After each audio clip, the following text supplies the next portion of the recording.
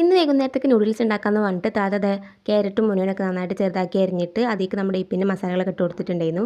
നമ്മുടെ വീട്ടിൽ ജനസംഖ്യ കുറച്ച് കൂടുതലായതുകൊണ്ട് സംഭവം തികയില്ല. ആ പേരും പറഞ്ഞ താത്തത്തിലേക്ക് വെള്ളം വെച്ചത് കുറച്ച് കൂടി പോയിട്ടുണ്ടായിരുന്നു. കഞ്ഞിയായി.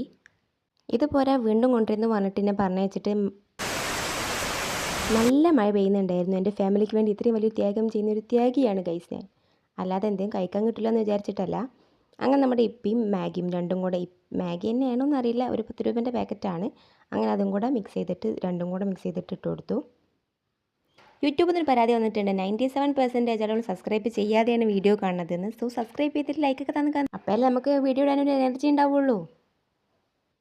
പിന്നെ എന്താ ഫുൾ വെയിറ്റിംഗ് ആയിരുന്നു. കുറച്ച് സമയം അടച്ച് വെച്ചിട്ട് വേവിച്ച് കൊടുക്കാം.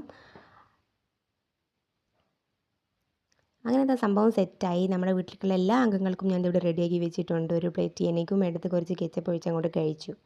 So tasty.